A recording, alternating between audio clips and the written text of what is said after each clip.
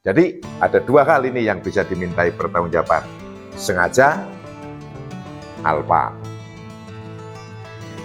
Bahwa ketentuan ini jelas secara doktriner ini menjelaskan bahwa tiada pidana, tiada hukuman tanpa adanya kesalahan. Sedangkan bentuk kesalahannya itu dapat berupa kesengajaan dan kealpaan. Assalamualaikum warahmatullahi wabarakatuh. Kembali lagi dengan channel SHMH Sinau Hukum Melek Hukum. Penonton SHMH yang saya hormati, kali ini kita masuk ke video ke-21. Bagi penonton yang belum mengikuti sejak awal, dipersilahkan menonton video SHMH mulai dari video pertama sampai dengan video ini. Dan juga untuk update video-video selanjutnya, silakan subscribe dan nyalakan notifikasi, karena SHMH akan membahas KUHP baru sampai selesai. Video ke-21 ini membahas bagian kedua tentang pertanggungjawaban pidana. Pertanggungjawaban pidana ini merupakan hal yang penting karena ending dari hukum dibuat adalah akhirnya adalah untuk memberikan kepastian hukum agar pelaku tindak pidana ini mempertanggungjawabkan perbuatannya. Pertanggungjawaban pidana diatur mulai pasal 36 KUHP baru. Ayat 1 bunyinya demikian. Setiap orang hanya dapat dimintai pertanggungjawaban atas tindak pidana yang dilakukan dengan sengaja atau karena kealpaan. Jadi ada dua hal ini yang bisa dimintai pertanggungjawaban. Sengaja, alpa. Bahwa ketentuan ini jelas secara doktriner ini menjelaskan bahwa tiada pidana, tiada hukuman tanpa adanya kesalahan. Sedangkan bentuk kesalahannya itu dapat berupa kesengajaan dan kealpaan. Ayat 2. Perbuatan yang dapat dipidana merupakan tindak pidana yang dilakukan dengan sengaja. Nah, saya ulangi biar jelas. Perbuatan yang dapat dipidana merupakan tindak pidana yang dilakukan dengan sengaja. Ini clue-nya ini di kata-kata dengan sengaja. Sedangkan tindak pidana yang dilakukan karena kealpaan dapat dipidana jika secara tegas ditentukan dalam peraturan perundang-undangan khusus yang kealpaan ini apabila dinyatakan dengan tegas oleh peraturan perundang-undangan, baik di dalam pasal-pasal KUHP baru nanti yang akan kita bahas maupun di pasal-pasal atau di undang-undang di luar KUHP baru.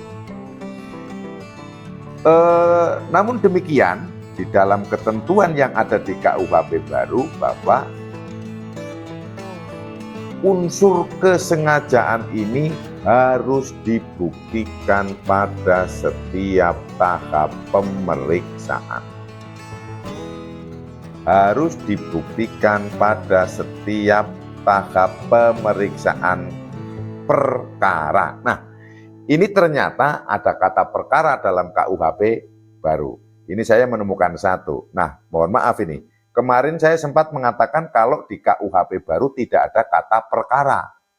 Maka dengan itu kalimat yang kemarin saya inginkan, saya harapkan TKP itu singkatannya dirubah menjadi tempat kejadian pidana. Tapi ternyata di sini ada kata-kata perkara.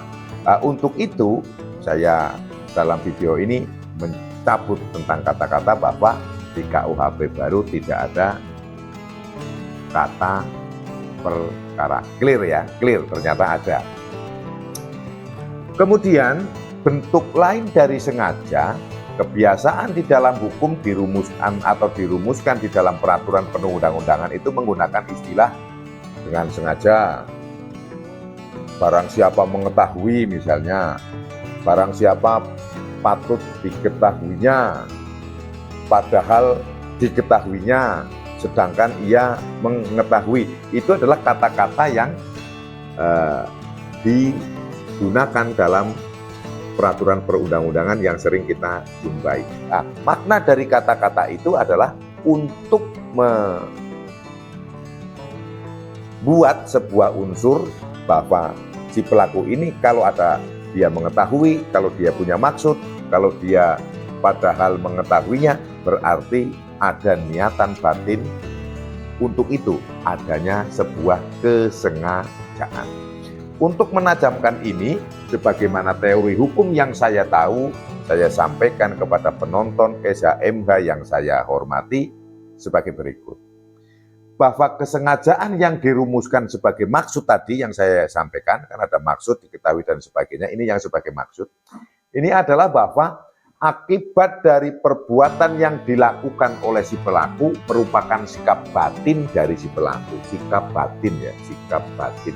Sikap batin itu sebetulnya bisa disebut kehendak, itu boleh.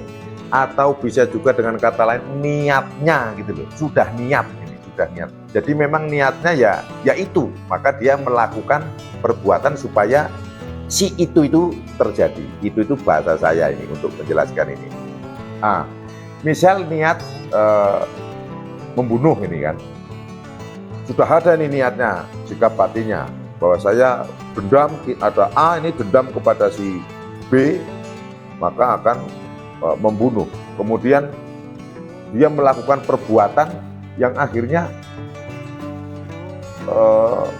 macam-macam ini perbuatannya, bisa diracun, bisa ditembak, mungkin bisa dengan menggunakan alat yang lain, maka akhirnya alat itu mengenai dan akhirnya si B ini yang di sasarannya si A ini meninggal dunia, mati. Maka berarti memang niat ini sudah tercapai. Yang di dalam pikirannya, di dalam kehendakannya adalah membunuh si B tadi. Atau ada hal lain misalnya, mau dengan cara menganiaya, supaya tujuannya adalah agar teraniaya, agar sakit, maka si A ini memukuli si B. Akhirnya si B itu jatuh sakit, luka-luka, opnam di rumah sakit. Maka memang tujuannya menganiaya si B ini sudah tercapai. Maka inilah kesengajaan yang dirumuskan dengan maksud tadi. Ada frasa kata maksud. Kemudian kesengajaan yang dirumuskan dengan kata mengetahui.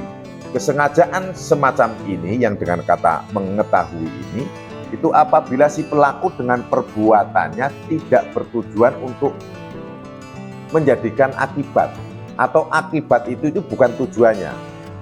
Mau mati, mau luka, atau rusak, atau apa, itu bukan tujuannya.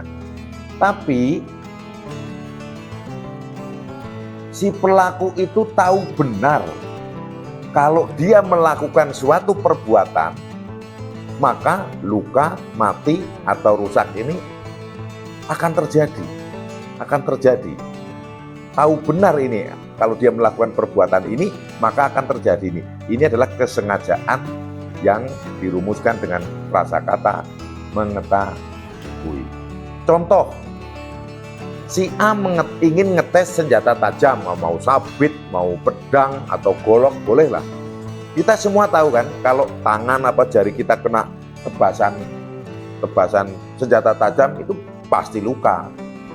Apalagi luka bisa juga putus itu, tangan putus, jari putus. Nah, waktu ingin ngetes senjata tajam ini tajam atau tidak, nah ini ditebaskan ke tangannya temannya, ya putuslah. Kan? Walaupun niatnya itu ngetes ketajaman senjata tajam, namun ini dianggap sengaja. Sebab apa? Mesti tahu kalau senjata tajam kena jari itu bisa putus. Nah, inilah kesengajaan yang dirumuskan dengan kata atau frasa kata mengetahui. Pasti putus itu. Nggak percaya ya dicoba itu, coba. Tapi jangan, ini bercanda. Kemudian kesengajaan padahal diketahuinya atau sedangkan diketahuinya. Jadi gini, kesengajaan seperti ini adalah apabila di dalam benak si pelaku itu hanya ada angan-angan. Oh, kalau angan-angan saja, apabila saya melakukan ini, maka kayaknya bisa ini terjadi itu. Ada kemungkinan untuk itu. Saya melakukan ini, bisalah itu terjadi. Di pikiran itu saya ada bayangannya, ada pikirannya. Ilustrasinya seperti ini. Regu berburu. Nah, berburu di hutan. Jadi kalau berburu ini kan nembaknya ke depan, karena berbareng-bareng temannya kan ada di samping, ini menyamping. Maka pemburu ini tahu kalau ada binatang yang di sampingnya, entah itu babi hutan atau rusa atau mungkin kijang, nggak boleh ditembak itu ke arah samping. Karena apa? Kalau ditembak ke arah samping itu bisa mengenai temannya yang ada di samping. Maka pemburu ini tahu tidak boleh menembak ke arah samping. Nah, suatu ketika si A ini menembak babi hutan yang di sampingnya, ditembak, tidak kena, pelurunya kena temannya yang ada di samping. Maka di dalam benak itu data kalau si pemburu menembak ke samping, pelurunya bisa mengenai temannya dan bisa luka atau mati. Nah, inilah masuk juga dalam kategori sengaja. Sengaja yang disurumuskan dengan frasa kata padahal diketahuinya. Demikian. Saya cukup cepat dalam menjelaskan ini supaya bisa menjangkau durasi yang kita siapkan. Ini sedangkan diketahuinya atau padahal diketahuinya, itu masuk dalam kategori sengaja. Lanjut, unsur sengaja ini harus dibuktikan pada setiap tahap pemeriksaan. Jadi mulai penyidikan juga harus membuktikan unsur sengaja ini, dalam penuntutan juga harus dibuktikan unsur sengaja ini, terlebih dalam persidangan harus dibuktikan unsur sengaja ini. Jadi tidak bisa hanya lempar berkas saja sidang nanti biar hakim lah ya. Nggak bisa. Ada ketentuan baru dalam KUHP baru, beban tanggung jawab APK harus membuktikan unsur kesengajaan ini pada setiap tahap pemeriksaan. Selanjutnya adalah tentang kealpaan atau kelalaian. Kan tadi disebutkan ada dua, satu kesengajaan, satu kealpaan atau kelalaian atau kulpa.